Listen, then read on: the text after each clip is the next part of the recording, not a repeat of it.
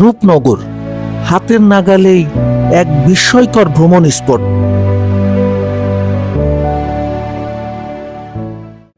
বন্ধুরা, আমি এই মুহূর্তে অবস্থান করছি সাভার নামা বাজারের পাশেই আপনার ধামরাইয়ের সীমানায় অবস্থিত বিস্ময়কর এক জায়গা, ভ্রমণ স্পট রূপনগর। সেই রূপনগরে আমি এসেছি, আজ ঘুরবো ফিরবো, আপনাদেরকে দেখাবো। তো চলুন ভিডিওটি শুরু করা যাক।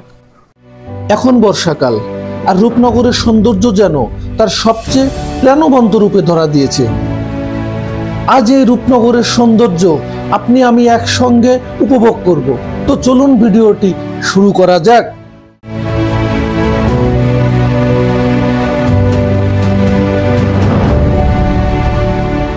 যান্ত্রিক জীবনের কোলাহল ছেড়ে স্বল্প খরচে একটু বিনোদন, একটু প্রশান্তি যদি আপনি চান, তাহলে আজই চলে আসুন এই ভ্রমণ স্পটে।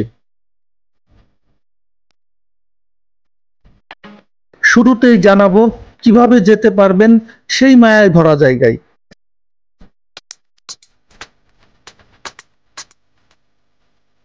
শুরুতেই আপনাকে আসতে হবে সাভার থানা স্ট্যান্ড অথবা সাভার বাস স্ট্যান্ডে। সেখান থেকে আপনি একটি অটো নিয়ে খুব সহজেই সাভার নামা বাজার ব্রিজ হয়ে রূপনগরে চলে আসতে পারবেন। সময় লাগবে 20 থেকে 25 মিনিট, আর জনপ্রতি ভাড়া গুনতে হবে 50 থেকে 60 টাকা।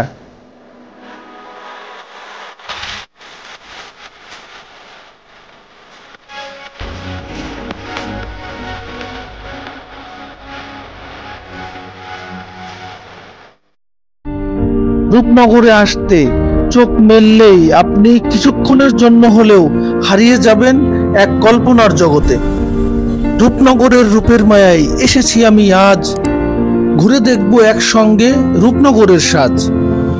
শীতকালের রূপ হলুদের চাদর, বর্ষায় জলরাশি, তাই তো আমরা রূপনগরকে অনেক ভালোবাসি।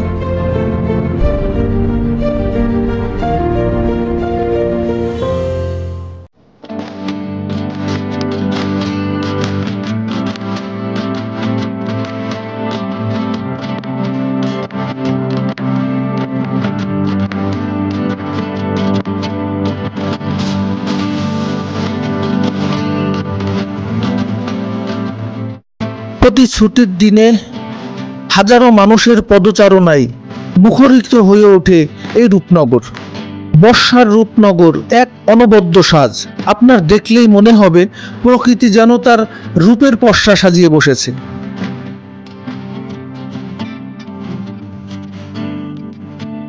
এই বর্ষায় যদি আপনি একবার আসেন, তাহলে আপনার বারবার আসতে ইচ্ছে করবে।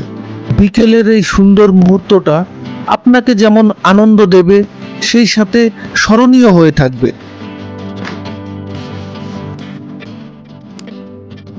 কেউ এসেছেন পরিবার নিয়ে, কেউ বা বন্ধুর সঙ্গে, কেউ বা তুলছেন ছবি, আর কেউ বা সাগরের ফিল নিতে ভিজাচ্ছেন পা এই পানিতে। ওই যে পানির উপরে ভাসমান যে নৌকাগুলি দেখতে পাচ্ছেন, প্রতিটা নৌকায় ভাড়ায় চালিত।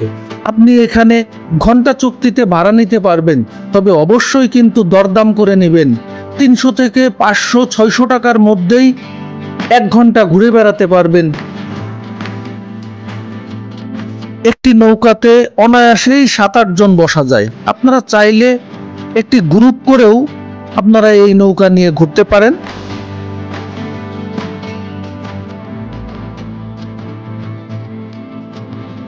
সাঁতার যদি না জানা থাকে, তাহলে অবশ্যই কিন্তু নিজেকে স্পেশালি টেক কেয়ার করবেন, কারণ কিছু কিছু জায়গায় কিন্তু বেশ পানি।